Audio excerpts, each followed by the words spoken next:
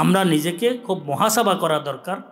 নিজে হোসনে জনের শিকার আমরা না হওয়া চাই, নিজের উপরে বজ্জন নিয়ে আমরা কায়েম করা চাই, নিজের ইসলাহি বিষয়গুলা, নিজের জিম্মেদারির বিষয়গুলোকে ভালোভাবে আমরা পালন করা দরকার। স্ব স্থানে আমরাও তো জিম্মেদার। আমি আমাদের জিম্মেদারি, আমি আমার জিম্মেদারি, আমরা আমাদের জিম্মেদারি ধর্মীয় লাইনে কতটুকু পালন করতেছি এটা চিন্তা করলে তো দেখবেন যেন আলেম ওলামাদেরকে দেখবেন ওই আসমানের উপরে আছে, আমরা ওই তাহাতাস সারা জমিনের নিচে আছি, আসমান জমিন তফাত হয়ে যাবে। আলহামদুলিল্লাহ ওলামায়ে কেরাম, আলহামদুলিল্লাহ এখনও ওনাদের মকাম, ওনাদের মর্যাদা, ওনাদের এলমি আলো এই উসিলা আমরা আলহামদুলিল্লাহ এখনও আছি। ওনাদের মধ্যে বহু বেশি, যেহেতু ইসলাহি বয়ান ওলামা কেন্দ্রিকে সবচাইতে বেশি কথাবার্তা হয়, এই কারণে আমি আসলে কিছু কিছু ঘটনা বলতেছি আমরা নিজেদের জন্য। কিসের জন্য? নিজেদের জন্য। কার এই সমস্ত কথার দ্বারায় কোনো আলেমের ব্যাপারে, কোনো এই বুজুর্গের ব্যাপারে, কোনো তালেব ইলমের ব্যাপারে কোনো রকমের সংশয়ের শোষা যেন দিলের মধ্যে উৎপাদন না হয়।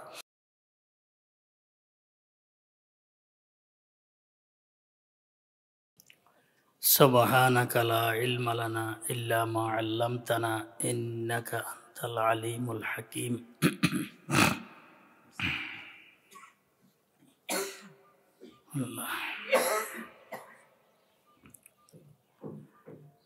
তরবিয়ত সংক্রান্ত বিষয়গুলো নিয়ে আল্লাহ পাক কিছু কথা বলাচ্ছিলেন।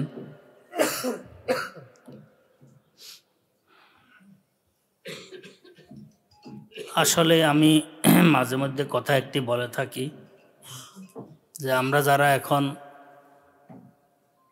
মাসনাদের তাদরিসের মধ্যে বসা আছি, আমাদের পূর্ববর্তী মুরব্বীদের ছাত্র হওয়ার যোগ্যতা আমাদের কাছে নাই। না জাহেরিভাবে আছে, না বাতেনিভাবে আছে।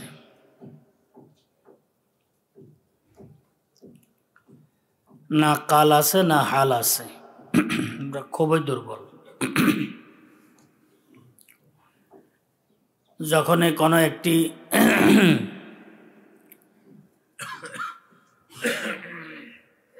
বিষয়গুলা ক্ষেত্রের উপরে আল্লাহ পাক নারাজ হন, তো ওই ক্ষেত্রের দায়িত্ব না আহলকে আল্লাহ পাক দিয়ে দেন। মনে কষ্ট নিয়ে এমনি বলতেছি আর কি। নিজেরা আমরা না আহাল।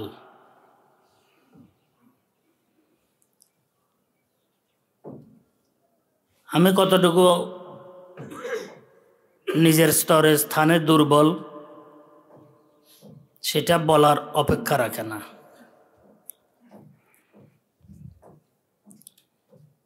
তো সেই হিসাবে কিছু কথাবার্তা মাঝে মধ্যে একটু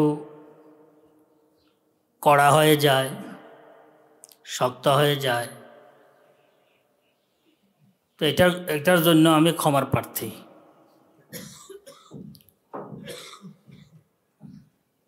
কারণ একসাথে তো আর দিন নষ্ট হয় না। দিনের বিষয়গুলো নষ্ট হয় ধীরে ধীরে।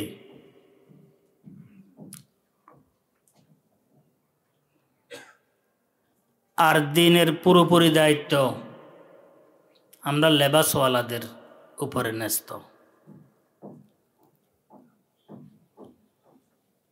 এই কারণে আমি আলোচনা করতেছিলাম, আসলে আমাদের কাছে কোনো রকমের যোগ্যতা জাহেরি বাতেনি আমাদের কাছে নাই। শুধু তালিমি লাইন নয়, তদরিসি লাইন নয়, তরবিয়তের বিষয় নয়, যত বিষয়গুলো দিনের লেবাসওয়ালাদের হাতে আছে সবগুলোর মধ্যে ঘাটতির শেষ নেই। আর ঘাটতিগুলা আমাদের থেকে সাদের হয়। আল্লাহ পাকের ইচ্ছা কিয়ামত আসবে,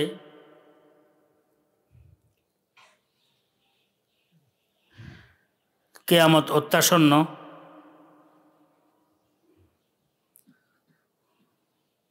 তো নালায়েক রাখালের হাতে কি সুপর্দ করা হয়? দিনের একেবারে শুরু থেকে শেষ পর্যন্ত সব বিষয়। ধর্মীয় লাইনে আমরা খুবই নালায়েক, খুবই অযোগ্য। এটা আবার শুধু আমি মাদ্রাসার লাইনে আসাদে একরামদেরকে লক্ষ্য করে বলতেছি তা নয়।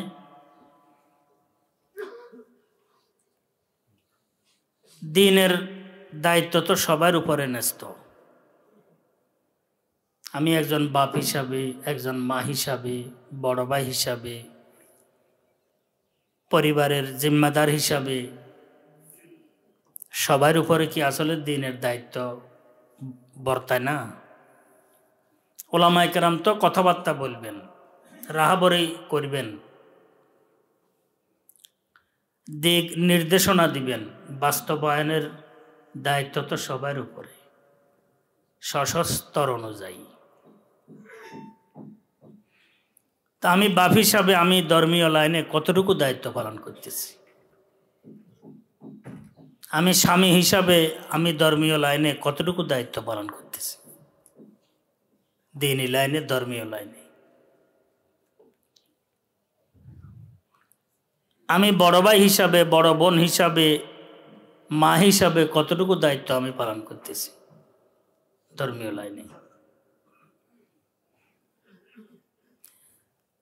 পরিবারের একজন জিম্মাদার হিসাবে আমি কতটুকু জিম্মাদারি পালন করতেছি?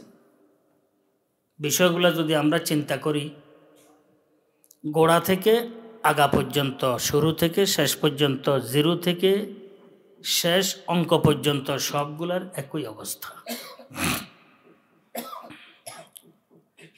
বিভিন্ন লাইনে যতটুকু আমরা হইতেছি, কিন্তু ধর্মীয় লাইনে আমাদের অনুভূতি, আমাদের উদ্যোগ, আবেগ, চেষ্টা, মেহনত, কোশেশ একেবারে নাই বললেই চলে।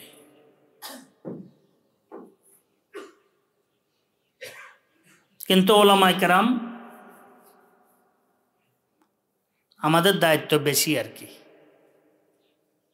গুরুজন হিসাবে আমাদের দায়িত্ব অবশ্যই বেশি।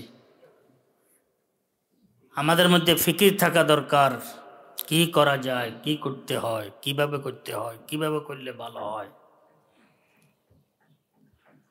আমাদের মধ্যে ফিকির থাকা দরকার, আমাদের মেহনত থাকা দরকার, আমাদের মধ্যে চেষ্টা থাকা দরকার। আমি আসলে একটি হাদিসের মাজমুনকে সামনে নিয়ে কথাগুলো আলোচনা করছি। হুজুরে আকরাম সাল্লাল্লাহু আলাইহি ওয়াসাল্লাম ইরশাদ করছেন, লা ইয়াবকা সায়াতি আলান নাস জামানুন লা ইয়াবকা মিনাল ইসলামে ইল্লা ইসমু ওয়া লা ইয়াবকা মিনাল কুরআনে ইল্লা রাসমু মাসাজিদুহুম আমিরাতুন ওয়া হিয়া খারাবুম মিনাল হুদা। এমন এক জমানা অত্যাসন্ন, ইসলামের শুধু নামমাত্র থাকবে, দায়িত্ববোধ থাকবে না। ইসলামের, ঈমানেরও তো একটি দায়িত্ব আছে, দায়িত্ববোধ থাকবে না, শুধু নাম মাত্র থাকবে যে আমি মুসলমান, মা মুসলমান। শাব্দিক অর্থে ঠিক আছে, কিন্তু মুসলমানের কোনো বিষয় মায়ের মধ্যে থাকবে না। বাপ মুসলমান, বাপের মধ্যে থাকবে না। এরা কেড়ে এটা এখানে খুডুর খুডুর খুডুর খুডুর করে। একজন ভাই জানতো দেখি, কিল মারে কে?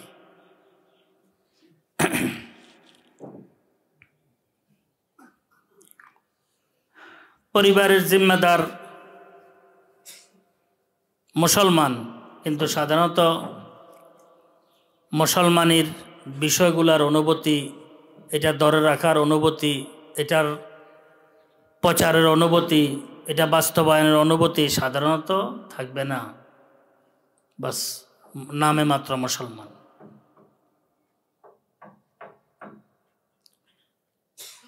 ওয়ালা ইয়াবকা মিনাল কোরআনে ইল্লা ইসমুহু ইল্লা রাসমু, কোরআনের শুধু রসম থাকবে। কি সুন্দর তেলাওয়াত হবে, কি সুমধুর তেলাওয়াত হবে, কার গলা সুন্দর তাকে উঠানো হবে, তার লম্বা শ্বাস তাকে উঠানো হবে, বাহ বাহ দেয়া হবে। বাস্তে কিন্তু কোরআনে কারিমের কোনো আলোয় আমরা আলোকিত হব না।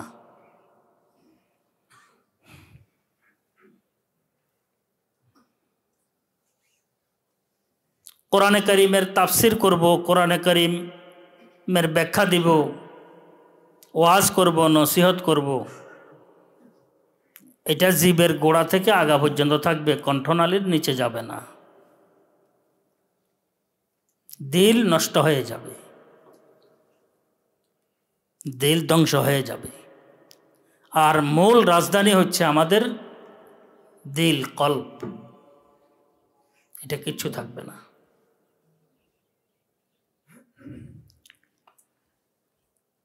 আমরা যারা আছি আমরাও আসলে এই সমস্ত বিষয়গুলো ওলামায়ে কেরাম আমরা খেয়াল করি না। শুধু বক্তা হইলে চলে, যে কোনো মানের হোক তারে আমি লোক জমায়েত করার জন্য দাওয়াত দিচ্ছি, এ অন্য মানের হোক অসুবিধা নেই।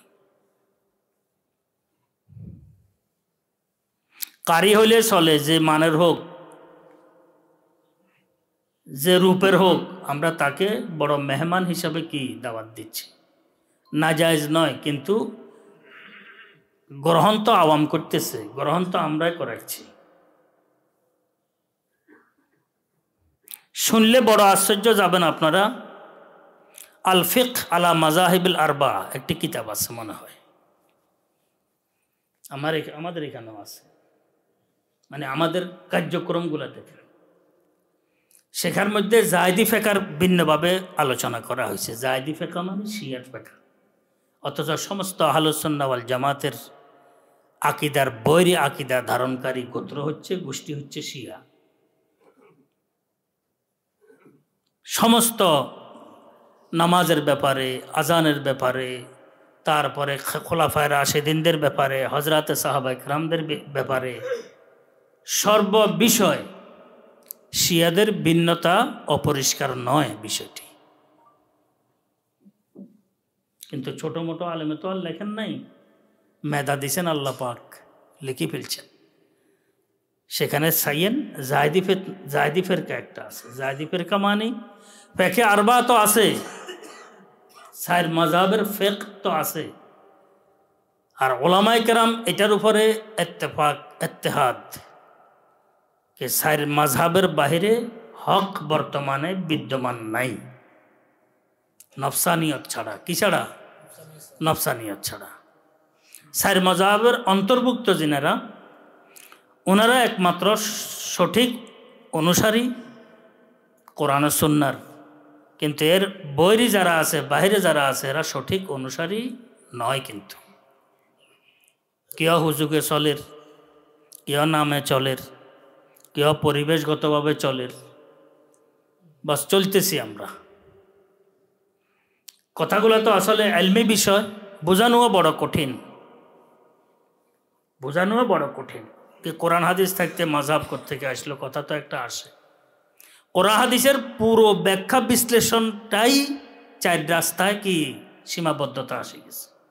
এর চাইতে কেউ বেশি বুঝবে, এর চাইতে কেউ বেশি এনে লিখবে, এর চাইতে কেউ বেশি ইস্তেমবাত ইজতিহাদ করবে, এতটুক যোগ্যতা কালক্ষেপণের মাধ্যমে রহিত হইয়া গেছে, কিছুই নাই।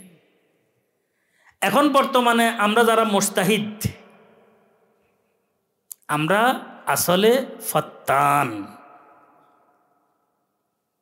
মুজতাহিদ নই, ফিতনা সৃষ্টিকারী। আমরা মুজতাহিদ নই, ফিতনা সৃষ্টিকারী। ফিতনার শেষ নাই, প্রত্যেকটি জায়গায় ফিতনা, ফিতনা, ফিতনা, ফিতনা।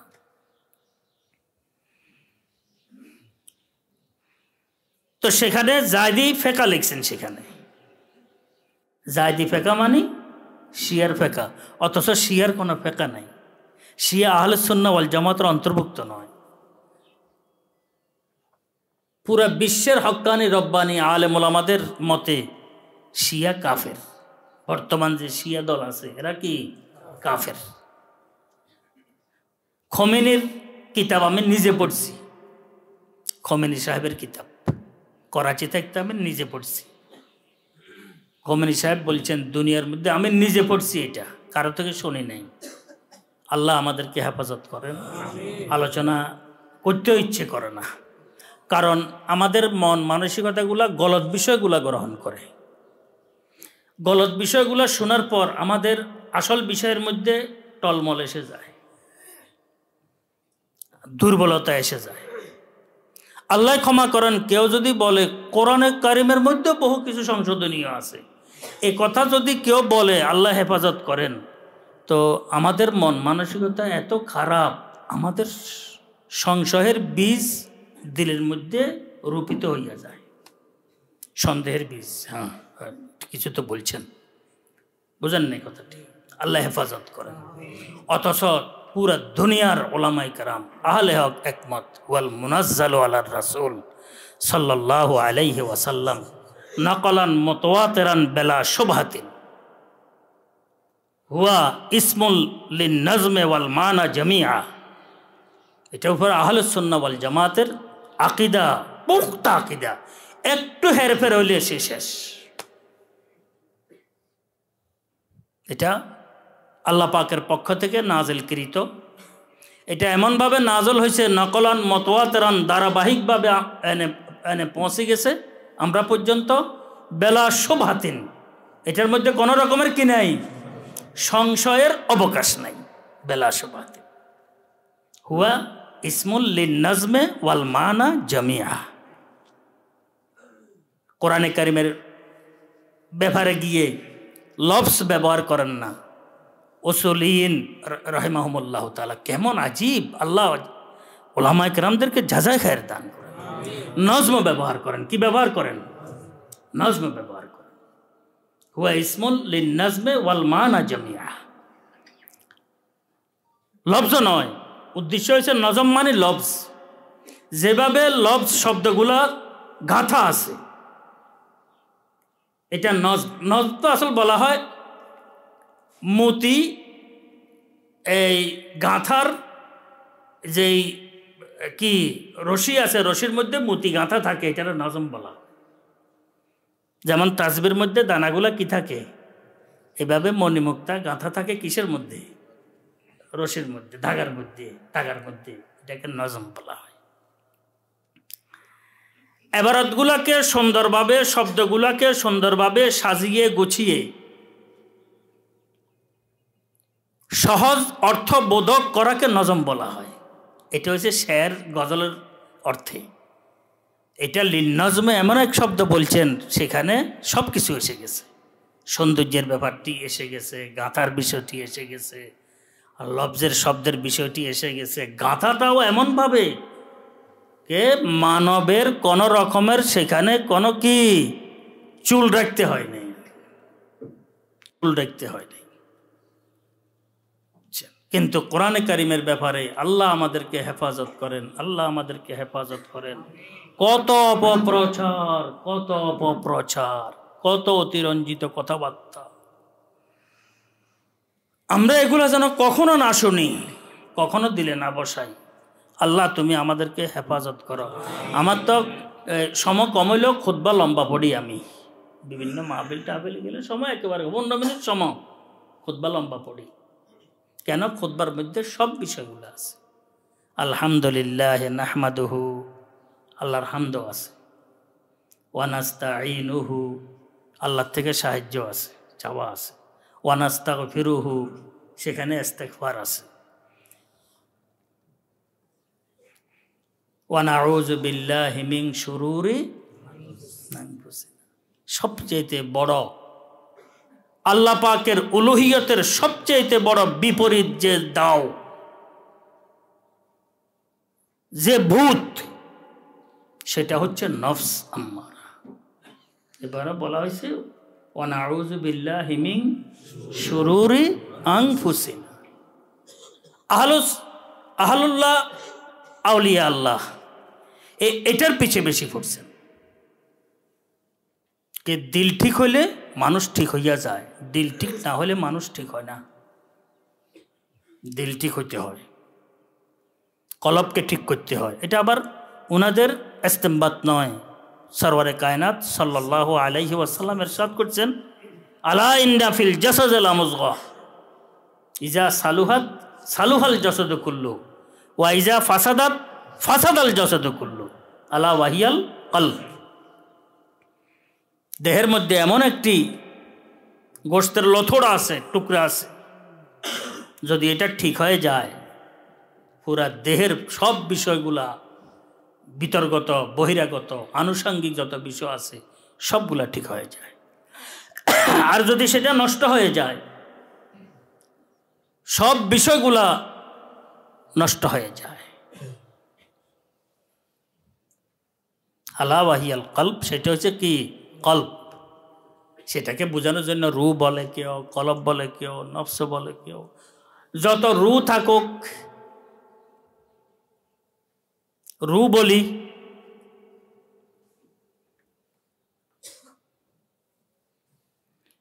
তারপরে সেটাকে আমরা আরও যে বিষয়গুলো সুফিয়া কেরাম রাহিমাহুমুল্লাহ তাআলা বলেন যে 6টি কি আছে দেহের মধ্যে, 6টি কি আছে? লতিফা। লতিফা মানে তো কসিফানো আর কি, অর্থাৎ একেবারে বারিক জিনিস, সূক্ষ্ম জিনিস 6টি আছে।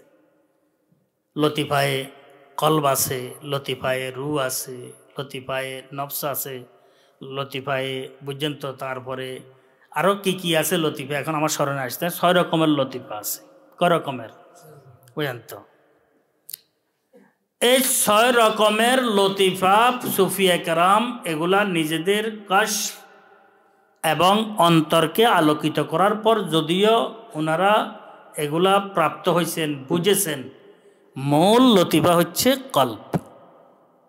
মূল লতিফা হচ্ছে কি? কলব। কলব হচ্ছে আসল লতিফা। কলব যে দিয়ে ঘুরে অন্য লতিফা ওদিকে ঘুরে। হযরত হাকিমুল উম্মাহ শাহ আশরাফ আলী থানভী রহমতুল্লাহ আলাইহ মালফুজাতের মধ্যে আছে আকফা, খফি, নফস, রু, এই মানে লতিফাগুলোর নাম। আকফা আছে, খফি আছে, নফস আছে, রু আছে, এই লতিফাগুলোর নাম। থানভী রহমতুল্লাহ লিখছেন, সবকে ছোড়ো, কলব কি ইসলাহ করো। সবগুলা ছাড়ো, কলবের পিছে লাগো।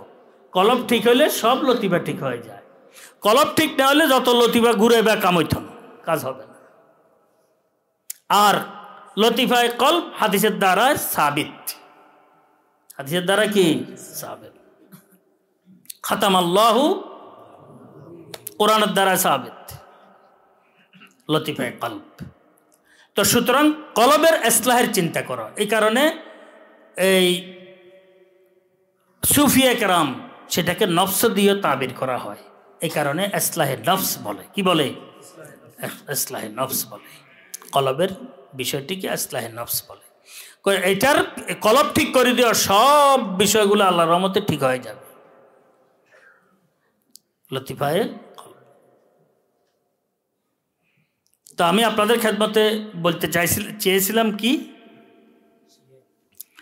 হ্যাঁ, সেখানে জায়দি লেখা হয়েছে, সে জায়দি লেখা হয়েছে। জায়দি আসলে এটা শিয়ার ফ্যাক্ট।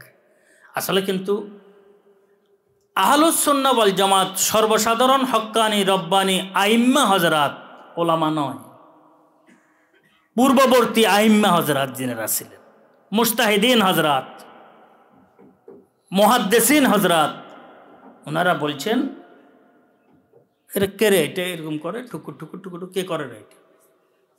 ও মিস্ত্রি এনে কাজ করে। আচ্ছা করক, মিস্ত্রির কাজ করলে করক, অসুবিধা নেই, ঠিক আছে। তো মিস্ত্রির কাজ করলে করক।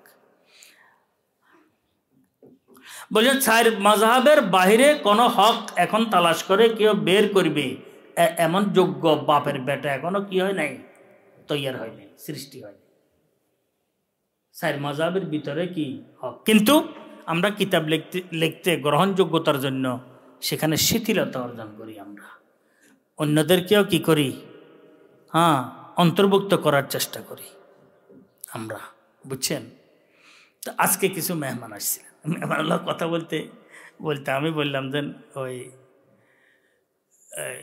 হিন্দুদের কথা হইছে, মানে কি একটা বিষয় নিয়ে হিন্দুরা এটা করতেছে। তো আমি বললাম যে এটা হিন্দু মুসলমান নেই, হিন্দু মুসলিম চিন্তা করে, হিন্দু মুসলিম কি? আচ্ছা শিয়া মুসলিম যেরকম এরকম আর আহমদিয়া মুসলিম যেরকম আছে এরকম আর, ঠিক আছে নেই। ঈসাই মুসলিম কয় না, মুসলিম লাগাই দিলে তো চলে, যার লগে লাগাই দিল, কথা বুঝছো তো। গরু মুসলিম লাগাই দিলে গরু মুসলমান হয়ে যাবে, কথা বুঝছো তো। গাধা মুসলিম লাগাই দেওয়া কোনো প্যারেশানি নেই, কারণ মুসলিম লাগাই দিলে তো চলে, এটা চলে, কথা বুঝেন নাই কথাটি। হ্যাঁ, শিয়া মুসলিম, আহমদিয়া মুসলিম, তারপরে খ্রিস্টানের কি বলে ঈসাই মুসলিম, মুসলিম লাগাই দিলে তো চলে, তার চেয়ে হিন্দু মুসলিম আসে এখন বুঝছি। হ্যাঁ এটাই তো আমার উদ্দেশ্য, কারণ এখন তো মুসলিম লাগাই দিলে চলে, তো গাদার লগে লাগাই দিলে গাদা মুসলিম, বাস ঠিক আছে, গাদা মুসলিম, গরু মুসলিম, কথা বুঝছেন তো। আল্লাহ আমাদেরকে এই কারণে হক্কানি রব্বানি আলেমুল আমাদের ছত্র ছায়া না থাকলে মানুষ কখনো সঠিক বিষয়গুলা পাওয়া সম্ভব নয়। যেই ফিতনা, যারা একটু একটু মাথা কি রাখে, তোলা রাখে যে কোনখান থেকে কি করতেছে, এরা বুঝে যায় ফিতনার কি অবস্থা। আর যারা নাকি মাথা তোলা রাখে কোনখান থেকে কি ঘটতেছে, ভালো না মন্দ, এটা কিন্তু গলতগুলায় গ্রহণ করতেছে, ভালোগুলা কখনো গ্রহণ করতে পারবে না।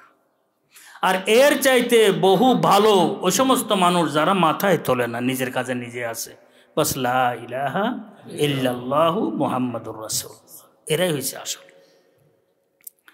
তা আমি বলতেছিলাম, দেখেন লেখকদের ক্ষেত্রে একই অবস্থা, আমাদের পারিবারিক ক্ষেত্রে একই অবস্থা, সামাজিক ক্ষেত্রে একই অবস্থা, তারপরে আমাদের দাম্পত্য জীবনে একই দুরবস্থা। আমি যে বলি আসলে আমরা কোনো রকমের অযোগ্যতার হাতে এখন কি ইসলামের বিষয়গুলো এসে গেছে। এটা আমি শুধু মাদ্রাসার আসাদা কেরামদেরকে বলছি তা নয়, হ্যাঁ এটাও আছে, এটাও আছে, আবার শতে সজ্জে তাও নয়।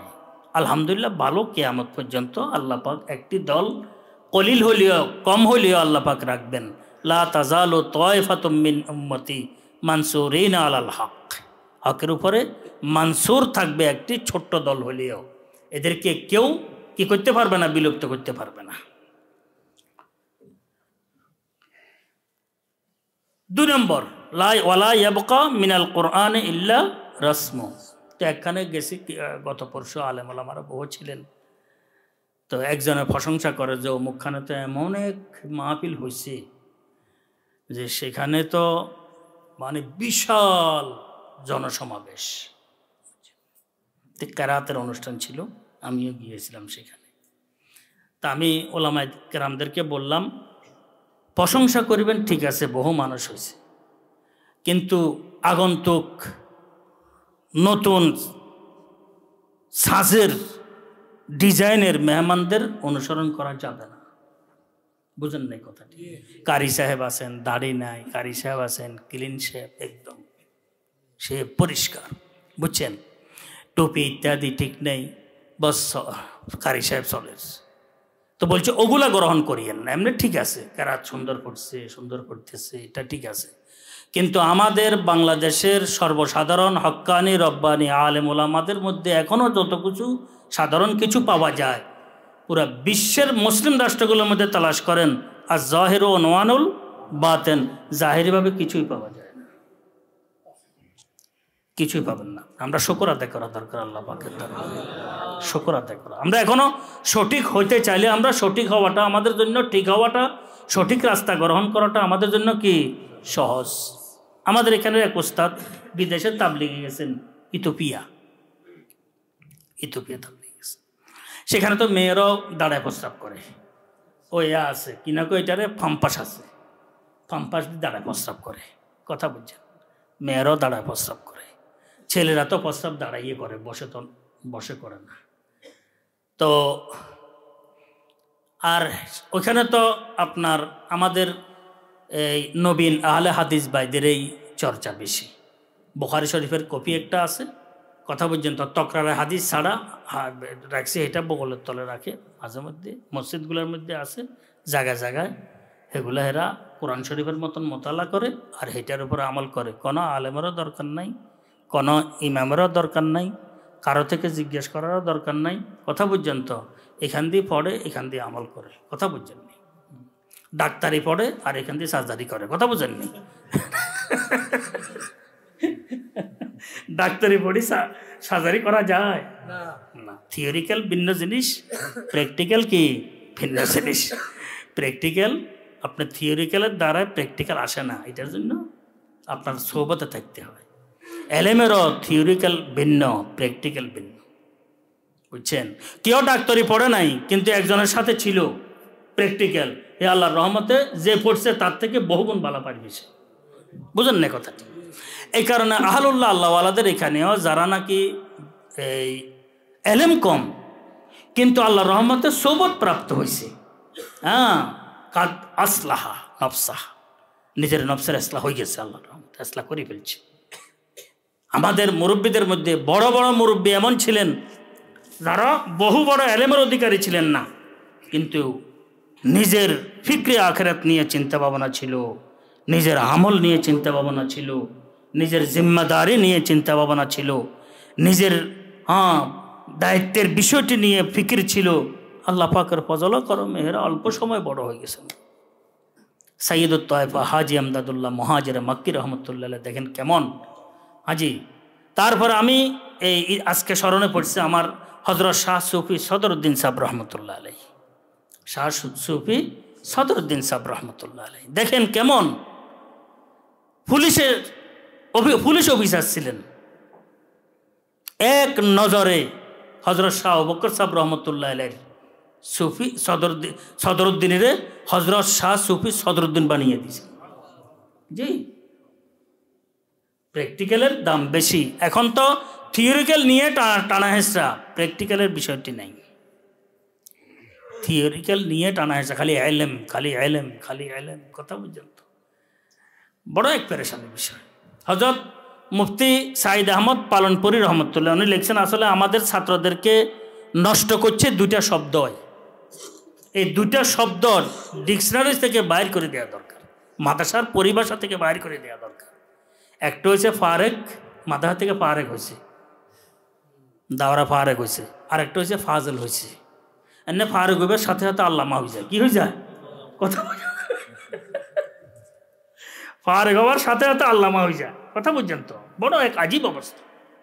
এলেমের কিনারা কুলো নাই, কিছু পারে না, কিছু জানে না।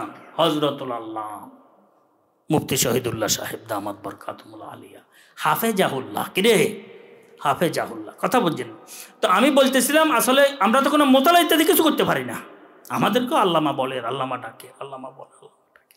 কথা বুঝছেন? কিন্তু এই এক অবস্থা যে ফারেক মানে আমি এখন ফারেক হয়ে গেছি, আর কোনো আমার মোতালা লাগবে না, পড়ালেখা লাগবে না, কিতাব সামনে দেখা লাগবে না। এখন মাদ্রাসা ফাঁয়ের উপর ফাঁ উঠে কি আমি এখানে সময়টা কাটাই গিয়ে আর শুধু মাস কীভাবে শেষ হবে, এই কীভাবে শেষ হবে, শুধু এটা হিসাব করি। কথা বুঝছেন? বলছে ফারেক শব্দটি মাদ্রাসার পরিভাষা থেকে বাদ দেওয়া দরকার। আর ফাজল শব্দটি, কিরে ফাদল, এই শব্দটি মাদ্রাসার পরিভাষা থেকে বাদ দেওয়া দরকার। এই দুইটা শব্দ আমাদের ছাত্রদেরকে ধ্বংস করছে। আমাদের ছাত্ররা মোতালা করে না। বলছেন আমাদের ছাত্ররা এরপরে পড়ে না। আমাদের ছাত্ররা এতটুকু পড়ে, পানি শেষ দিছে বটে, মাছ ধরার আগে কি আবার পানি ছাড়ি দেয়, সব শেষ, কিচ্ছুই নেই। কয় মাদ্রাসার যে নিজাম, যে নেশাব, এটা তো একটি ন্যূনতম যোগ্যতার জন্য। সামনে এটা ব্যবহার করে সে কি আগাবে। এনে যোগ্যতাটা কিছু ন্যূনতম অর্জন করার পর মাসনাদে বসে গেছে। এখন উনি হযরতুল আল্লাম হয়ে গেছে, ফাজলে দারুল উলুম দেওবন্দ হয়ে গেছেন, ফারেগে দারুল উলুম দেওবন্দ হয়ে গেছেন, ফারেগে কি হাটাদারি হয়ে গেছেন, ফারেগে হাটাদারি, ফারেগে দারুল উলুম দেওবন্দ, ফাজলে হাটাদারি, ফাজলে দারুল উলুম দেওবন্দ। ফাজলের একটা বা ফজলের তনু আইয়ে। কথা পর্যন্ত হ্যাঁ, আরেক ফাজল এটা আছে, এটা আপনার ফাজলা তনু আইয়ে। কথা পর্যন্ত ফাজলা মানে ঝুটা মুটা যেগুলো হরি থাকে, এটা রাখবে ফাজলা, বৃদ্ধি জিনিস। যাই হোক, হযরত মুফতি সাঈদ আহমদ পালনপুরি সাহেব রহমতুল্লাহ লিখছেন যে আসলে এই দুইটা জিনিস আমাদের কওমি মাদ্রাসার পরিভাষা থেকে বাদ দেওয়া দরকার। মোতালার সাথে কোনো সম্পর্ক নাই, কিচ্ছু নাই, এলেমের সাথে সম্পর্ক নাই, বা ফাজেল আর ফারেক, ফারেক আর ফাজেল, বস এটাই আমাদের। যার কারণে আমাদের ছাত্ররা মাথা উঠাইতে পারে না। না ছাত্র কোনো একটি গন্তব্য লক্ষ্য নির্দিষ্ট করে ওই পর্যন্ত পৌঁছার ছাত্রের কোনো মেহনত থাকে, না ওস্তাদ ছাত্রদেরকে ওই পর্যন্ত পৌঁছানোর কোনো একটি গন্তব্য ঠিক করে দিয়ে ছাত্রদেরকে ওই পর্যন্ত পৌঁছানোর কোনো মেহনত ওস্তাদরা করে। বুঝছেন? ওস্তাদরা মনে করে আর হুজুরে তো হাটাদারি ফারেকে হাটাদারি, আর হুজুরে তো ফারেকে ফাজলে হাটাজারি। বুঝেন না কথাটি? তো আর হুজুর যেরকম হয়েছে আমরাও তো আরাভাস করলে আর কবছর আছে আমরা তো ফারেক আর ফাজল হয়ে যাব। ফারেক হয়ে গেলে ফাজল হয়, ফাজল হইলে ফারেক হয়ে যায়। এই কারণে আমাদের ছাত্রদেরও কোনো একটা সুনির্দিষ্ট লক্ষ্য নাই যে আমি এমন একটি পর্যায়ে আমাকে পৌঁছতে হবে। এটা আমরা বাংলাদেশে এই টুট বেশি, এই দুর্বলতা সীমাহীন আমাদের বাংলাদেশে, একের সীমাহীন আমাদের বাংলাদেশে। কথা বুঝছেন তো? একের শতে আমার মনে হয় মানে 99 জন লাগে আমার কাছে, তাই 1% রাখছি আর কি আমি। আর সোহবত গ্রহণে করি না, আমরা সোহবত গ্রহণে করি না। আসল তো প্র্যাকটিক্যালের সবচেয়ে গুরুত্বপূর্ণ বিষয় এটা। তো এটা বলতেছিলাম, আসলে আমরা সুফি সদরুদ্দিন সাহেব রহমতুল্লাহ, সদরুদ্দিন ছিল পুলিশ, সদরুদ্দিন পুলিশ, বুঝছেন? কিন্তু হে আল্লাহর রহমতে শাহ আবু বকর সাহেব রহমতুল্লাহ সোহবতে থাকার পর হে শাহ সুফি সদরুদ্দিন এক সময়ের ফেনীর কুতুব ছিলেন। আল্লাহ তুমি আমাদেরকে আমাদের আকাবের আসলাফদের সাথে সম্পর্ক রেখে সোহবতের সম্পদকে গ্রহণ করার তৌফিক দান করুন। হাকিমুল উম্মাহ শাহ আশরাফ আলী থানভী রহমতুল্লাহর কাছে একজনে লিখছেন, হুজুর আমি 1 মাসের জন্য আপনার খেদমতে আসতে চাই, খানেকাতে থাকব, আশা করি আমার ইসলাহ হয়ে যাবে। আপনার সোহবতে থাকলে, আপনার সোহবতের বরকতে আমি আলোকিত হয়ে যাব, সোহবত নেয়ার জন্য আমি আসতেছি। হযরতে লিখছেন, আরে বোকার অবস্থা দেখো, এতে 1 মাসের মধ্যে 12 বছর তার আক্ষরিক জ্ঞান অর্জন করতে লাগছে, তার 12 বছর কমপক্ষে। ক বছর লাগছে? আর হে হাকিকত অর্জন করার জন্য 1 মাসে সে আশাবাদী। এই বোকার অবস্থা দেখো, এই বোকাকে আমি কি করি এখন? তুই বল, তুমি তোমরা বলো। থানভী রহমতুল্লাহ তো একবারের নিশান দেহি করে ধরতেন। আক্ষরিক জ্ঞান অর্জন করতে তার লাগছে 12 বছর, 11 বছর। হিসাব করলে কিন্তু মক্তব হইতে আরো বেশি লাগছে, আরো বহু বেশি লাগছে না? কিন্তু সে হাকিকত অর্জন করতে গিয়ে হে 1 মাস সময় দিতে চায়, আর সব কিছু সে হাসিল করে চলে যাবে। এত সোজা, এত সোজা। তো এই কারণে বলতেছিলাম, প্র্যাকটিক্যাল আর থিওরিক্যাল দুটা জিনিস আছে। প্র্যাকটিক্যালের গুরুত্ব সবচেয়ে বেশি। পূর্ব থেকে প্র্যাকটিক্যালের গুরুত্ব ছিল বেশি, সোহবতের গুরুত্ব ছিল বেশি। এখন শুধু আক্ষরিক জ্ঞানের পিপাসুক আমরা, হাকিকতের পিপাসুক আমরা নই। আমাদের আমল ঠিক হোক, আমাদের আখলাক ঠিক হোক, আমাদের নফসের ধোকাগুলা আমাদের থেকে বিদায় নেওয়া, সঠিক ফিকরে আখরাত আমাদের মধ্যে আসক। হুজুরে আকরম সাল্লাল্লাহু আলাইহি ওয়াসাল্লামের দিলের সাথে, কলবে মুনাওয়ারের সাথে, সিনায়ে আনোয়ারের সাথে আমাদের সামঞ্জস্যতা একটু কি করার চেষ্টা করি। এই ফিকির তো ভাই আমাদের নাই, এই ফিকির তো আমাদের নাই। কথা বলছেন? আল্লাহ আমাদেরকে সঠিক বিষয়গুলা অর্জন করার তৌফিক দান করেন। আমি আপনাদের খেদমতে অনুরোধ করতেছিলাম যে আসলে 2 নম্বর বলছিলাম, লা ওয়ালা ইয়াবকা মিনাল কোরআনে ইল্লা রাসমুহু, কোরআনে শুধু রসম থাকবে। বলতে গেলে কলজা ফাটি যায়। কি সুন্দর কোরআনের তেলাওয়াত করে, কিন্তু নামাজ নাই। কি সুন্দর কোরআন তেলাওয়াত করে, নেটে ছাড়ে অমুক, এ সুন্দর সুন্দর বটে। কথা বুঝছেন তো? কানকে একদম সুখ করে ফেলে, সুখে ভরে যায় কান, এত সুমধুর আওয়াজ। কিন্তু পর্দাপোশিদার নিজাম রক্ষা নাই। আমি পর্দাপোশিদা করি না। আসলে পর্দা পুশিদার নিজাম কি ফরজ না শরীয়তের? আমি তো মনে করি বর্তমান পরিবেশ প্রেক্ষাপটে আহম ফরিজা, গুরুত্বপূর্ণ ফরজ। পর্দা পুশিদার নিজাম রক্ষা করা, এটা মতে নিজেকে পরিচালনা করা, এটা গুরুত্বপূর্ণ ফরজ। কিন্তু পর্দা পুশিদার নিজাম আমার নাই। আমি হাসিমাতি মহিলাদের সাথে কথা বলি, আমি হাসিমাতি অভিভাবিকা যারা আছে এদের সাথে কথা বলি, চা খাইয়ের। এখানে গেছি মহতাম সাহেব কোথায় গেছে, এক মাদ্রাসা আমি সফরে যাওয়ার পথে যাই উঠছি না, এমনি কোন জায়গাতে আসছে মহতাম সাহেব ওইখানে আছে, ওখানে কোনানে এখানে ওই কিছু মেহমান আছে। তো স্যার যে এখানে বহু মহিলা, মহতম সাহেব এখানে চা খাইতেছে, ওদের খাওয়াইতেছে জোয়ান মহতম সাহেব আসছে। আর আমি বললাম যে কোথায় গেছিলেন আপনি? রাগ করি তো লাভ নেই, আসি কোথায় গেছে? কোথার কিছু মেহমান আইছে। কোন মেহমান আইছে? কি কম মহিলা অভিভাবক আছে। তো আপনি কি করছেন? এখানে কথাবার্তা বলছে, একটু চা পানি খেলাম। গাছের বুথ কাঁধে কেন নিয়েছেন আপনি? এভাবে বলছি, গাছের বুথ আপনি কেন কাঁধে নিতেছেন? আপনি জানেন আপনার অনুসরণ করবে সব ছাত্র, আপনার অনুসরণ করবে সব ওস্তাদ, আপনার অনুসরণ করবে সব মাদ্রাসার কি যারা আছে বর্তমান, এরা আপনার অনুসরণ করবে।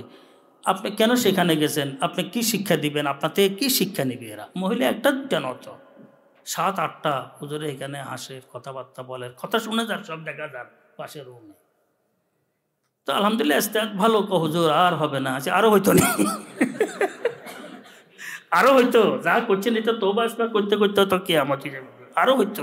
কথা বলছে বিভিন্ন জায়গায় গেলে নুরানি হেফজ বিভাগ, মাদ্রাসাগুলা, কিতাব বিভাগেরও কিছু আছে, মহিলাদের অবাধ বিচারণ, এটা কিয়ামতের আলামত।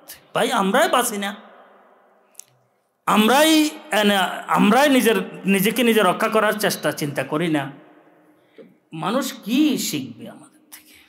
এক মাদ্রাসার সুরার বৈঠকে বসছে বাজারের ভিতরে, এখানে স্কুলও আছে, হাই স্কুল আছে, আরো কি কি আছে। কমিটির মধ্যে এলাকার কিছু লোক আছে, কিছু আছে মুখালু আছে না, রাগে খুব ভার। আমার বলছে, আমরা আসিলাম, হুজুরদেরকে জিজ্ঞেস করেন তো স্কুলের কি দোষ? সহশিক্ষা হইলে স্কুলের কি দোষ? হুজুরা তো সবাই মহিলাদের সাথে কথাবার্তা, হাসি মাতি, ঘুরা ফেরা, ক্লাসের মধ্যে মহিলারা অভিভাবক বসা, ছেলেদেরকে পড়াইতে আছে, স্কুলের কি দোষ? হুজুর জিজ্ঞেস করেন তো। কে? এলাকার এক ভাই বলতেছেন, সুরার সদস্য। কথাটি বুঝাতে পারছি। কিন্তু আপনি কোরআন দেন, কি সুন্দর তেলাওয়াত করবে, নামাজ পড়াবে, কত সুন্দর নামাজ পড়াবে, এটা কোনো দোষ না, এটা তো আল্লাহর নেয়ামত। কিন্তু নেয়ামতকে তো আমরা কি করলাম না, কদর করলাম না। নেয়ামত তো আল্লাহ পাক দান করছেন, কিন্তু কদর করি নাই। আফসোসের বিষয় বলতেছি আর কি, পর্দার নিজাম একদম নাই।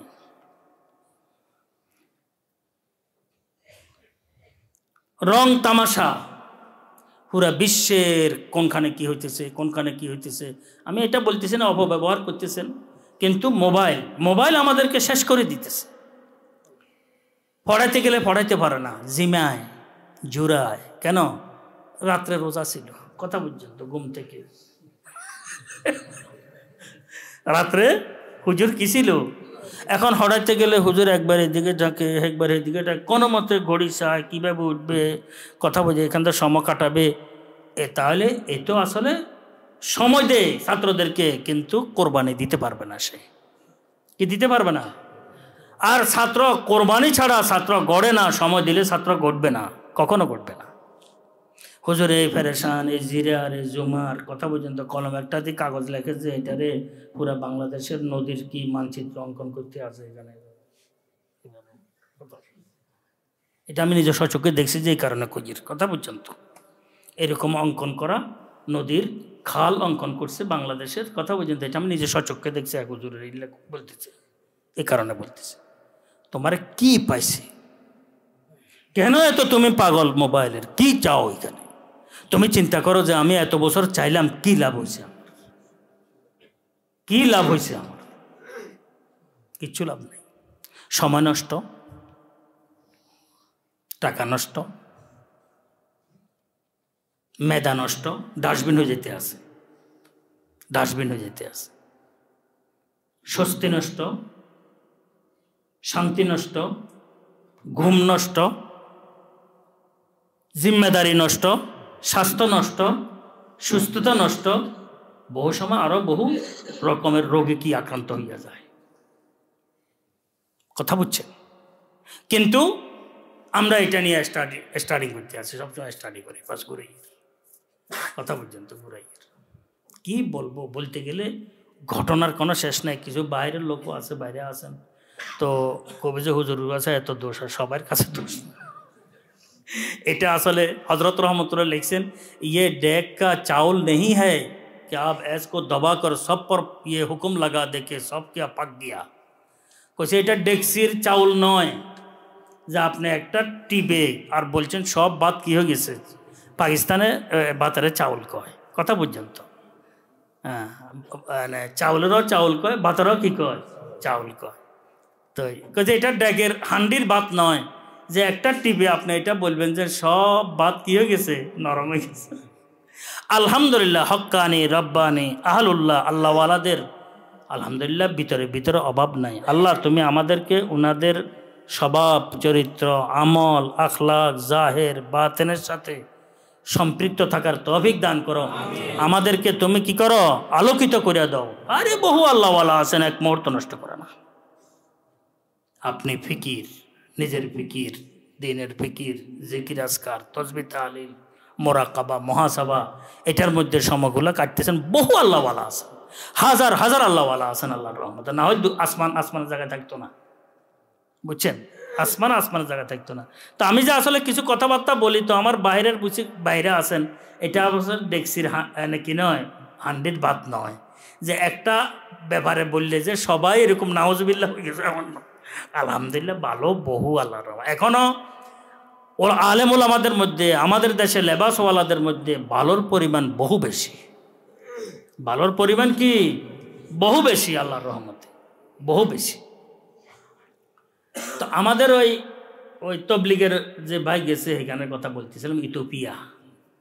তো এখানে তো মেয়েরাও পাম্পস পড়ি দাঁড়ায় প্রস্রাব করে, কথা বলছেন তো? ছেলেরা তো পড়ে। আর বুখারী শরীফের মধ্যে তো দাঁড়ায় প্রস্রাব করার হাদিস আছে, বসে প্রস্রাব করার কি নাই, হাদিস নাই। এটা বড় আরেক পেরেশানি। তো ইমামে বুখারী রহমতুল্লাহের যে কিতাব সহিহুল বুখারী, এটা ফেকার কিতাব নয়, খুব লক্ষ্য রাখিয়েন। কিসের কিতাব নয়? ফেকার কিতাব নয়, এটা কিসের কিতাব? হাদিসের কিতাব। কথা বুঝছেন তো? এখান থেকে আপনি আমল করবেন, ফেকা শাস্ত্রের বিষয়গুলো গ্রহণ করবেন, এটা কখনো কি সম্ভব নয়। অথচ হুজুরে আকরাম সাল্লাল্লাহু আলাইহি ওয়াসাল্লাম জীবনে একবারও আয়েশা সিদ্দিকা রাদিয়াল্লাহু তাআলা আনহা বলতেছেন, কসম গায়ে বলতেছেন, ওয়াল্লাহি মা বালা রাসূলুল্লাহ সাল্লাল্লাহু আলাইহি ওয়াসাল্লাম কাইমান কাত্তু। কথা বুঝছেন? কখনো, হ্যাঁ, কখনো হুজুরে আকরাম সাল্লাল্লাহু আলাইহি ওয়াসাল্লাম দাঁড়ায় প্রস্রাব করেন নাই। আয়েশা সিদ্দিকা রাদিয়াল্লাহু তাআলা আনহার জানা মতে, কি মতে? কিন্তু এক জায়গায় গেছেন, দেখেন জরুরত বয়ানের জন্য আল্লাহ পাক জিন্দেগিতে একবার করাইছেন। হ্যাঁ, আতা সোবাত আতা কমিন, হ্যাঁ, ডাস্টবিনে আসছে, ফাবালা কয়মান, দাঁড়ায় প্রস্রাব করছেন, বসার পরিবেশ ছিল না। হ্যাঁ, ওয়াতাওয়াজ্জা, ওযু করছেন, ওয়ামাসা আলা নাসিয়াতি, কথা বলছেন, আও কামা কামা ওয়াকা। হাদিস তো হুজুর সাল্লাল্লাহু আলাইহি ওয়াসাল্লাম, আর হাদিস এটা মানে এটা বর্ণনা হালাত হুজুর সাল্লাল্লাহু আলাইহি ওয়াসাল্লামের। তো বলতেছিলাম, কিন্তু বুখারী শরীফের মধ্যে আমি একবার বলছিলাম মনে হয়, যে সমস্ত হাদিসগুলা বিলুপ্ত হওয়ার আশঙ্কা আছে, ওগুলাকে কি করছেন, এন্দারাজ করছেন, নিয়ে আসছেন। যে সমস্ত হাদিসগুলোর উপরে উম্মতের সরাসরি আমল ছিল, এরকম বহু হাদিস বুখারী শরীফের মধ্যে কি আনা হয় নেই। বুঝেন নাই কথাটি? ইমামে বুখারী রহমতুল্লাহ আলাইহি, বহু মুহাদ্দিসিনের বহু তরিকা আছে, এই তরিকাটা সব মুহাদ্দিসিনের মধ্যে মোটামুটি পাওয়া যায়। সহিহ মুসলিমের মধ্যে বসে প্রস্রাব করার হাদিস নিয়ে আসেন নাই, অথচ হুজুর সাল্লাল্লাহু আলাইহি ওয়াসাল্লাম পুরা জীবন বসে প্রস্রাব করছেন কায়দান।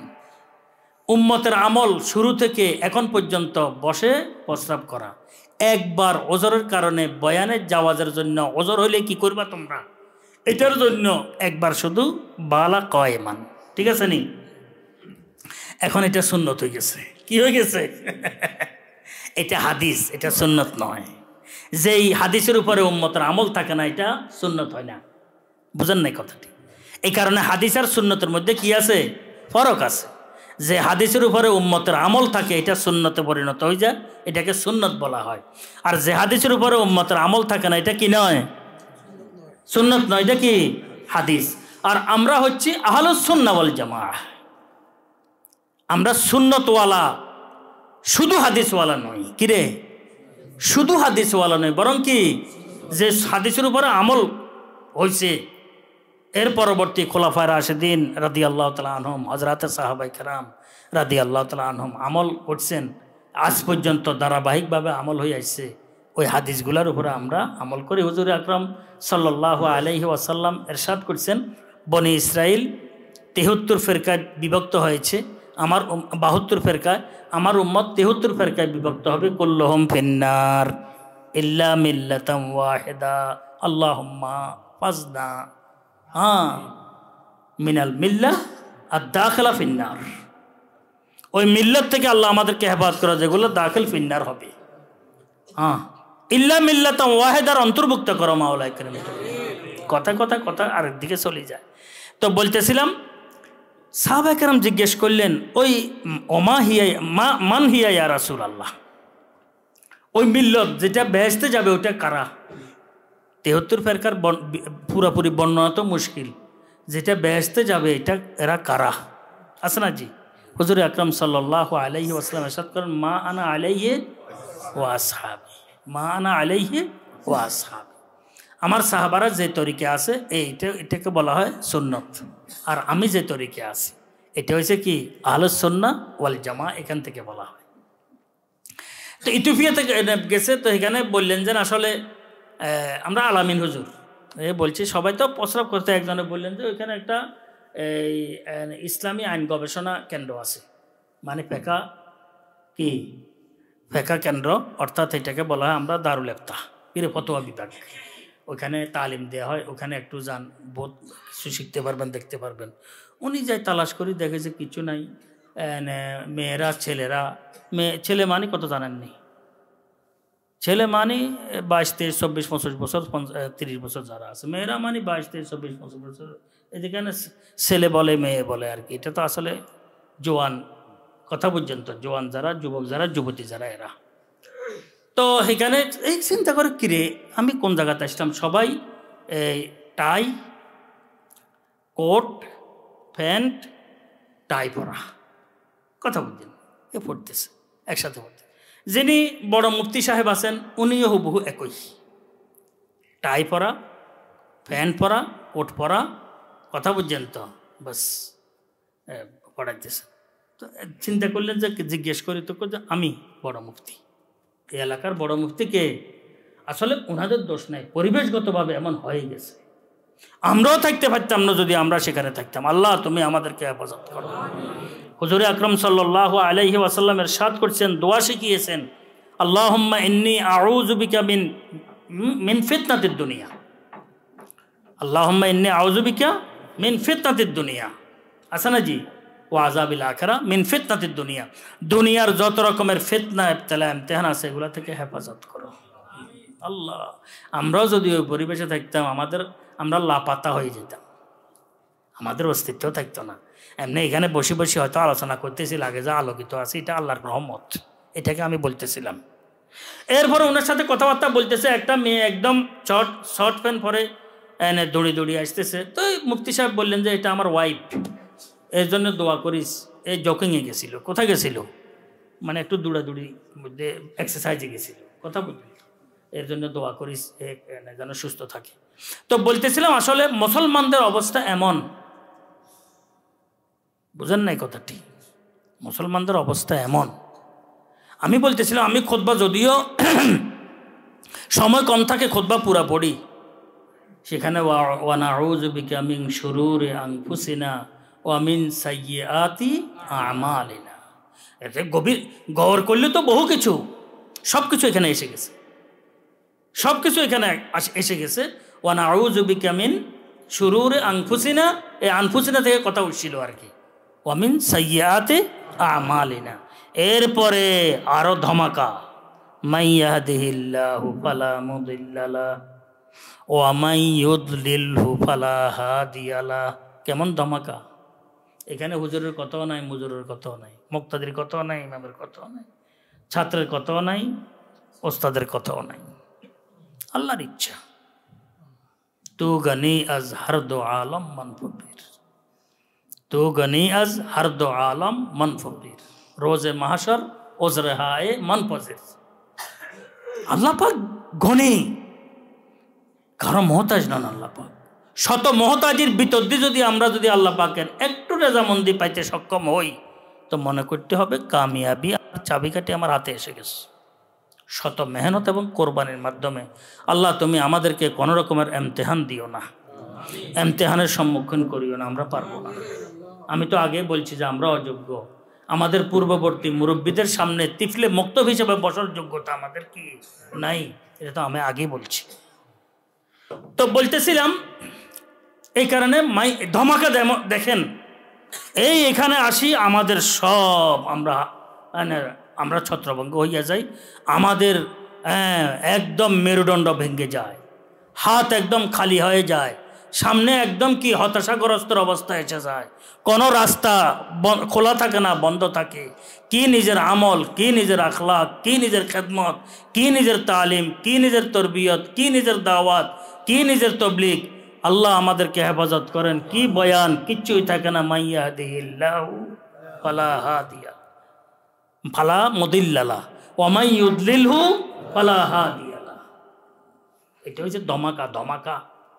এটা আনানিয়ত, আত্মগর্ব, অহংকারে লিপ্ত যারা আমরা, আমাদের জন্য বড় ধরনের ধমাকা। মান ইয়াহদিহিল্লাহু ফালা মুদিল্লা লাহু। তুমি কি করবা? হজরতে আবু সুফিয়ান রাদিয়াল্লাহু তাআলা আনহু হুজুরে আকরাম সাল্লাল্লাহু আলাইহি ওয়াসাল্লামের বিপরীতে সব যুদ্ধের মধ্যে কমান্ডারি করছে। বদরের যুদ্ধ শরীক হয় না, এছাড়া এর পরবর্তী যত যুদ্ধ হয়েছে সব যুদ্ধগুলোর মধ্যে কি করছে? কমান্ডার ছিলেন। কিন্তু আল্লাহ পাক হেদায়েত দিয়ে দিয়েছেন। হজরতে আবু সুফিয়ান রাদিয়াল্লাহু তাআলা আনহু, ওই হেরাক্লের ঘটনা তো আপনারা জানেন। হেরাক্লের সামনে আবু সুফিয়ান গেছে, তখন ঈমান আনে নাই। হেরাক্ল তাকে ডাকে বলছেন যে তুমি সামনে বসো, যেহেতু নবীর মুদ্দাই দাবিদার যিনি আছেন ওনার তুমি ঘনিষ্ঠ আত্মীয়। আর অন্য যারা নাকি কাফেলার অন্য লোকেরা ছিল এদেরকে পিছনে বসাইছে, আর বলে দিছে দোবাসীর মাধ্যমে যে আমি কিছু কথা জিজ্ঞেস করতে থাকবো, ইনি যদি উল্টো জবাব দেয় তোমরা লোকমা দিও। আবু জাহেল বলছে আসলে আমি সঠিক বলার কখনো চিন্তাও করি নাই, বলছি গলত বলবো, কিন্তু একটি ভয় ছিল যে আমি মক্কা নগরীতে আসলে আমি সর্দারি করছি, এরা বলা বলি করবে, এটা প্রচার হবে যে আবু সুফিয়ান সেখানে একটু গোলাট কথাবার্তা বলিয়েছে, ভুল বলিয়েছে, মিথ্যা বলিয়েছে। আর মিথ্যা সব ধর্মে কি নিষিদ্ধ, সব ধর্মে অপরাধ মিথ্যা, বুঝছেন? এই ভয়ে আমি মিথ্যা ছাড়া সত্য একদম বলতাম না, কারণ ওনার সাথে আমার লাগাতার যুদ্ধ চলে। কার সাথে? হুজুরে আকরাম সাল্লাল্লাহু আলাইহি ওয়াসাল্লামের সাথে। তা আমি সত্য কেন বলবো সেখানে? পারলে গুড়াই গাড়াই মিথ্যা বলতাম, কিন্তু আমি শুধু এই ভয়ে পুরাপুরি মিথ্যার আশ্রয় নিতে কি পারি নাই। এক জায়গার মধ্যে একটু ঘুরেছি সামান্য, এক জায়গার মধ্যে একটু কি এটা ছাড়া আর কোনো আমি আর মিথ্যার করার সুযোগ আমি পাই নাই, বুঝছেন না? লম্বা ঘটনা আছে, বুখারী শরীফের মধ্যে আছে। তো আবু সুফিয়ানকে দেখেন আল্লাহ পাক হেদায়েত দান করছেন। আর সবচাইতে শক্তিধর আবুল হেকম যাকে বলা হইতো, বুদ্ধিজীবী, আরব বিশ্বের তদানীন্তন কালের শ্রেষ্ঠ বুদ্ধিজীবী, তদানীন্তন কালের মক্কা নগরীর সর্দার মাতবার আবু জাহাল, তার কি অবস্থা হয়েছে? তার অবস্থা আল্লাহ পাকের এমন নয় যে আবু জাহেলের মুসলমান বানা দিয়ে তো অবাক সাবিকাঠি দিলের কার হাতে? ইউকাল্লিবু কাইফাই আসা, ইউকাল্লিবু কাইফাই আসা, যেদিকে ইচ্ছা সেদিকে কি ঘুরাইতে পারে, ঠিক আছে না বাবা? তো কিন্তু আল্লাহ পাক বেনায়াস। ফেরাউন এত বড় সম্রাট ছিল, মুসা আলাইহিস সালামের উপরে এত নির্যাতন, কওমের উপরে এত নির্যাতন, আল্লাহ চাইলে আবার মুসলমান বানাই দিতে পারতেন না? দিল তো আল্লাহ পাকের হাতে ঘুরে দিলে চলে। এত বড় ফেরাউন যদি মুসলমান হয়ে যায় তাহলে পুরা গোত্রটাই তো মুসলমান হইয়া যায়। আবু জাহেল যদি মুসলমান হইয়া যায় পুরা মক্কা নগরী তো কি দাপটে মুসলমান হয়ে যাবে, তার দাপটে চাপে ধারে ভারে। কিন্তু তু গনি আজ হার দো আলম মন ফকির আল্লাহুস সামাদ, আল্লাহুস সামাদ। এই কারণে এখানে বড় ধমাকা, বড় ধরনের বিস্ফোরণ, মিসাইল বিস্ফোরণ করা হয়েছে। মাইয়াদিহিল্লাহু ফালা মুদিল্লা লাহু, যাকে আল্লাহ পাক হেদায়েত দেন, কোন কারণে আল্লাহ পাক তারা পছন্দ করিলেছেন এটা আল্লাহর ব্যাপার, কোন কারণে আল্লাহ পাক পছন্দ করে রাখছেন এটা আল্লাহর ব্যাপার, তারে কেউ গোমরা করতে পারবে না। ওয়া মাই ইউদলিলহু ফালা হাদিয়া লাহ, কোন কারণে আল্লাহ নারাজ হয়ে গেছেন, সে তওবা ইস্তেগফার করে নাই, সেটাকে ভুলিয়ে গেছে, কিন্তু তাকে হেদায়েত দেন ওয়ালা দুনিয়ার মধ্যে কেউ নাই। তাহলে সব বিষয়গুলো এখানে এসে গেছে নি। এই কারণে বলছিলাম খুতবা সময় কম হইলেও খুতবাটা আমি সবসময় সাধারণত লম্বা খুতবা পড়ার চেষ্টা করি। তো ওই হাদিসের মধ্যে, মূল হাদিসের মধ্যে আমি যাইতেছি, সেখানে 2 নম্বর কথা, ওয়ালা ইয়াবকা মিনাল কোরআনে ইল্লা রাসমু ইন্না হাযাল ইলমা দীন ফানজুরু আম্মান তাখুজুনা দীনাকুম। আচ্ছা না বাবা, ফানজুরু আম্মান তাখুজুনা দীনাকুম, এই ইলম এটা পুরা দিন, এটার উপরে দিনের সব কিছু, মুআমালা, মুআশারা, আকায়েদ, আমাল, জাহের, বাতেন, পুরোটাই নির্ভরশীল কিসের উপরে? এই ইলমের উপরে। তো ইলম অর্জন করতে একটু কার থেকে অর্জন করতে ইচ্ছে করছো, একটু ভালোভাবে দেখিও, একটু ভালোভাবে কি, হ্যাঁ, এটা হচ্ছে হজরতে ইমাম মোহাম্মদ ইবনে সিরিন রহমতুল্লাহ আলাইহি থেকে বর্ণিত। ইমাম মোহাম্মদ ইবনে সিরিন, যিনি স্বপ্নের বিশ্বের সবচাইতে বড় মুআব্বির, হ্যাঁ, স্বপ্নের সবচেয়ে বেশি তাবির ইমামুল মুআব্বিরিন বলা হয়, ইমামুল মুআব্বিরিন ইমাম ইবনে সিরিন রহমতুল্লাহ আলাইহি, উনার কথা কে এই ইলম পুরা দিন এই ইলমের উপরে নির্ভর করে। ফানজুরু আম্মান তাখুজুনা দীনাকুম, কার থেকে ইলম গ্রহণ করতেছ, দিনী বিষয়গুলো গ্রহণ করতেছ, এটা একটু ভালোভাবে কি দেখিও। হযরত ইমাম ইব্রাহিম নাখাই রহমতুল্লাহ আলাইহি, কি বলছি, ইমাম ইব্রাহিম নাখাই রহমতুল্লাহ আলাইহি, উনি বলছেন এই হাদিসের, এই হেদায়েতের, এই নির্দেশনার অনুসরণে আমাদের জমানায় যারা তালেব ইলম ছিল তারা 3টি জিনিস দেখে ওস্তাদ বানাইতেন। কত জিনিস দেখে?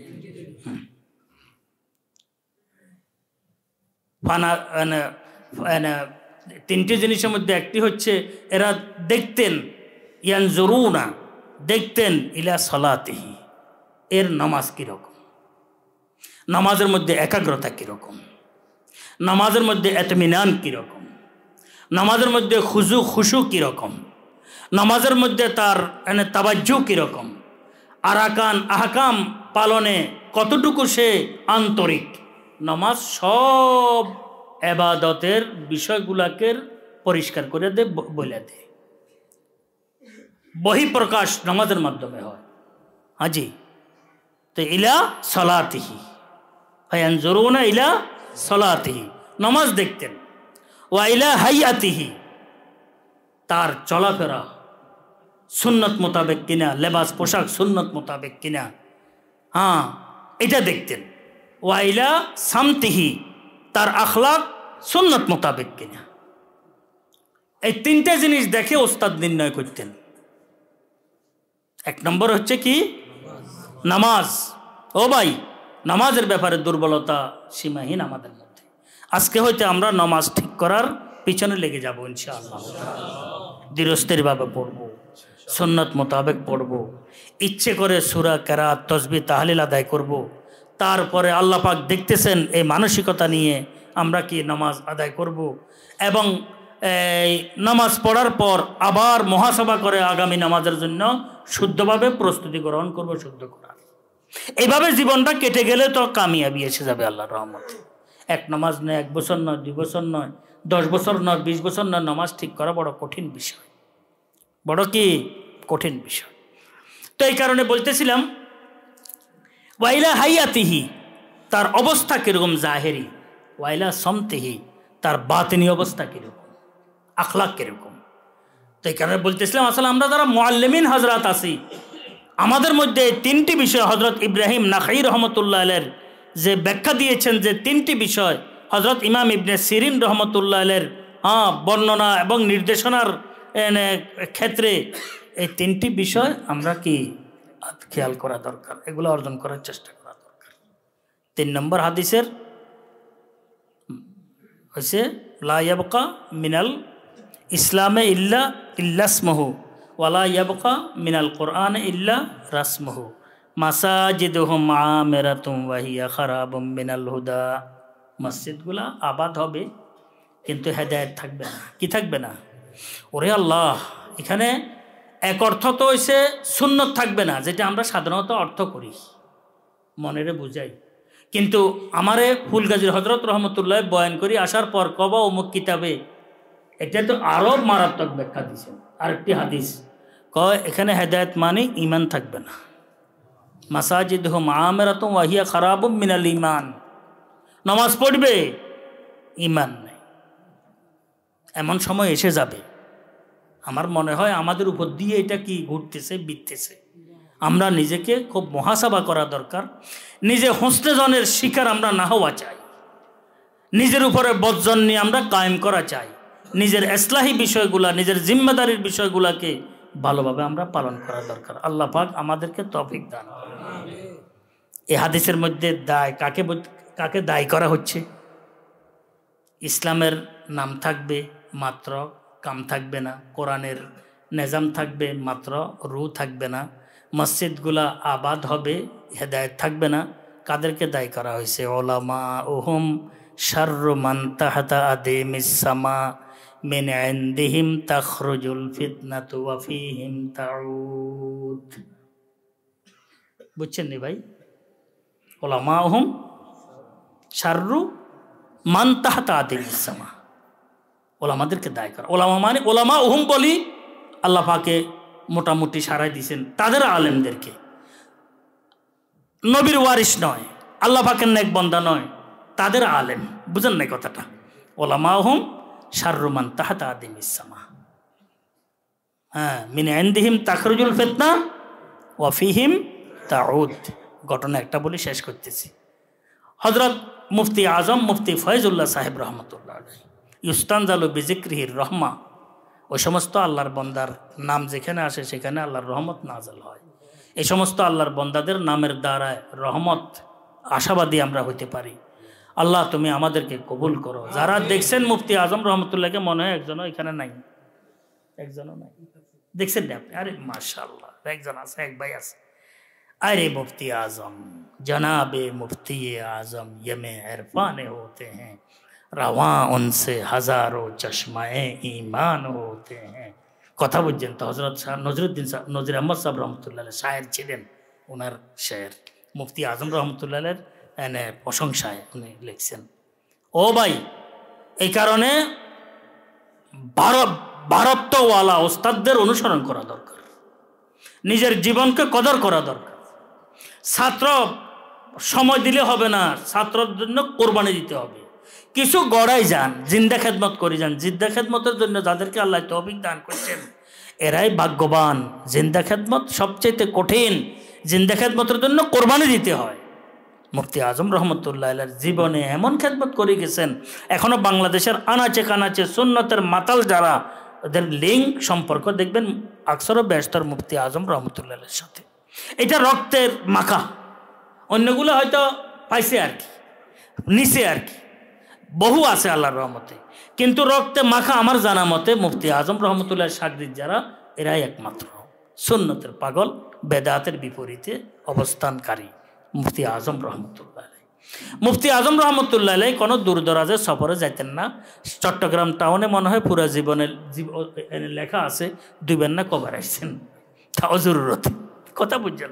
চিন্তা করে দেখেন, কেমন গড়বড়িয়া ছিলেন, লাগাতার মোতালা। আমরা যখন গেছি তখন তো হজরতের বৃদ্ধকাল, বুখারী শরীফ লাগাতার মোতালা করতেছেন।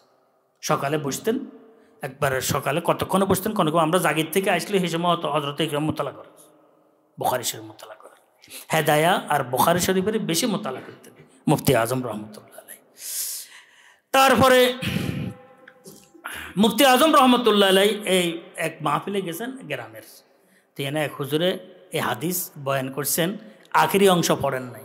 তো বয়ান করি হুজুর আলেম মিজা হুজুরের কাছে গেছে মোলাকাত করবে, হুজুরে কয় যে তুই তো আবার তোমারটা বাদ দি ফেলাইছ, মানুষের ওয়াজ করলা,